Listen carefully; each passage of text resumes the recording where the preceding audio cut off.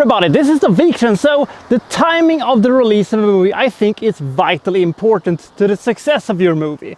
Because if your movie is released in the wrong era or, at the wrong timing, it can very much hamper your box office success. For instance, if Cutthroat Island would have been released, in 2006 instead of 1996 or 1995, maybe they could have coasted off of the Crave for More Pirates movie, and it would have actually been a huge success and not a movie that bankrupted an entire movie agency. I don't know. The fact is that I am confused why the Alamo, who was released 3.5 years after 9/11, wasn't a huge hit. Shouldn't the Americans be really up for seeing, something that is so vital to the American history? It's almost like Campfire Tale levels of legendary at this point. But for some reason, it was a monstrous and disastrous failure at the box office. But is it reflecting how bad the movie is? That's what we're gonna find out today. So let's go back into Texas and see what happens at the 2004 version of The Alamo.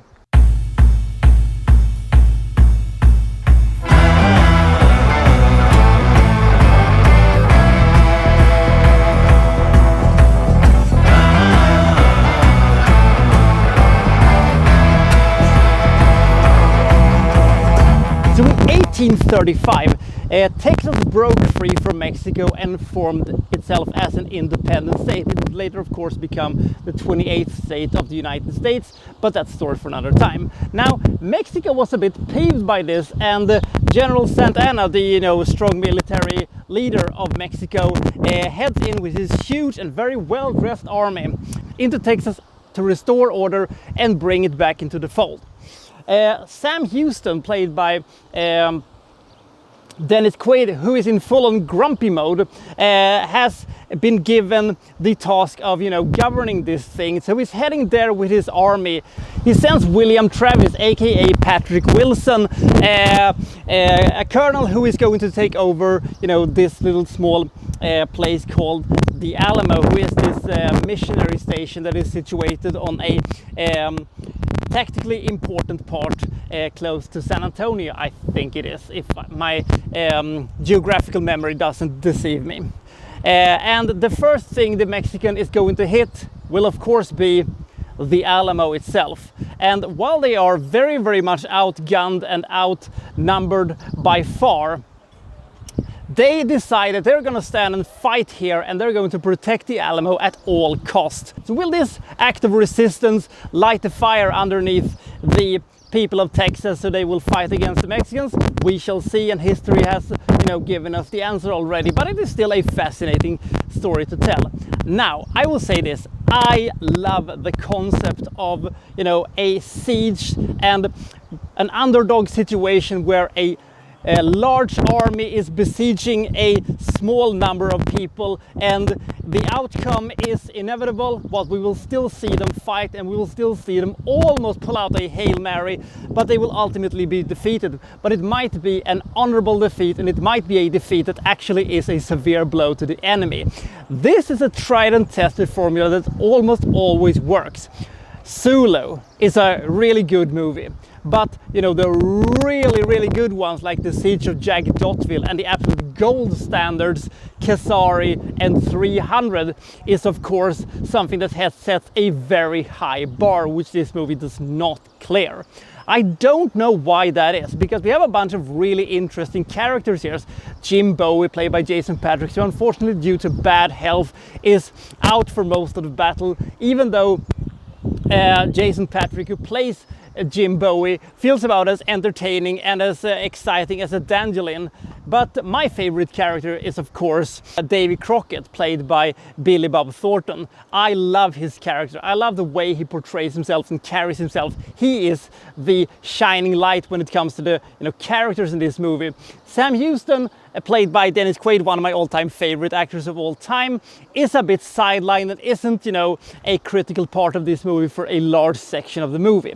Why doesn't this movie quite work? I don't know, because it's a good production. It's a big $120 million Hollywood production with good costumes and good sets and what I guess is a good attention to details, and there is a lot of nice cinematography, and the soundtrack is good and the pacing is decent, but there is just something that I feel is missing from this movie.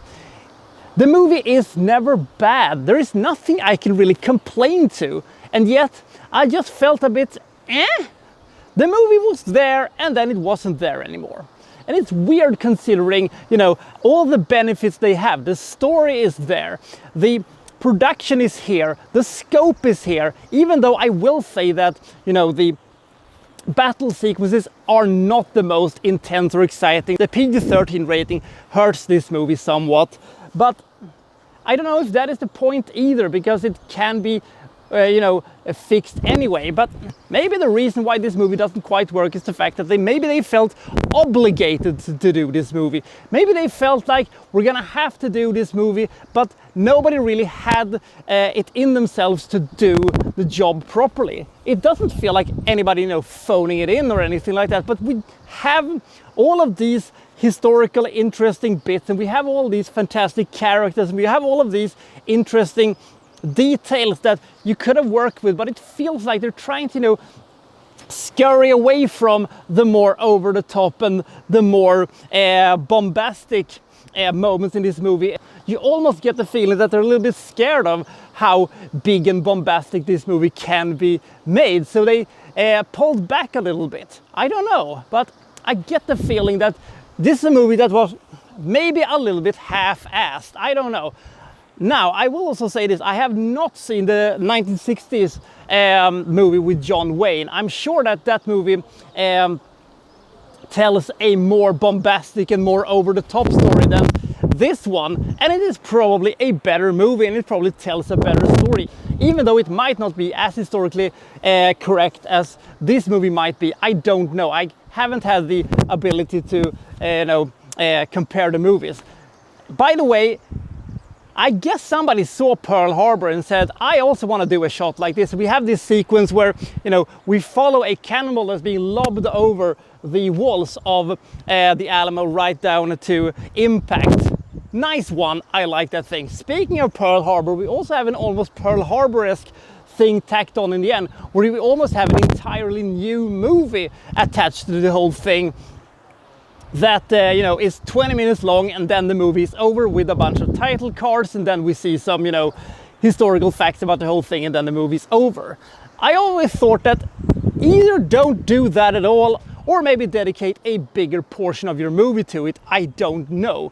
But the fact of the matter is that the Alamo is the purest definition of a okay historical action movie that you could hope to get.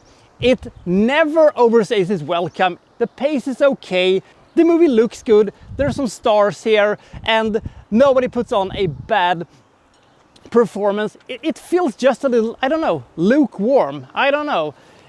4 years earlier came The Patriot, who went so over the top that I cannot help watching this movie with a big grin on my face on just how ridiculous it is. Maybe they should have done something similar, or I don't know. The Alamo is an okay movie. Maybe, as I said, the purest definition of an okay movie. I give it 48 points. If you haven't seen it, I sort of kind of recommend you to see it, but there are so many other historical epics that you can see. And if you want to see a really good David versus Goliath movie, Kesari and 300, as I said, is a pretty damn good watch. Also, The Siege of Jagdotville, it's fantastic. This one is just there.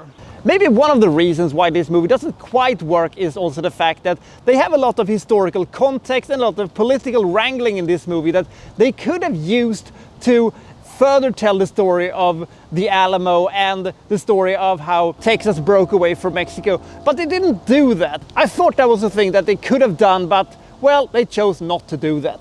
So I'll see you next time for, well, so and so reviewing, well, such and such. Thank you for watching. Thank you very much.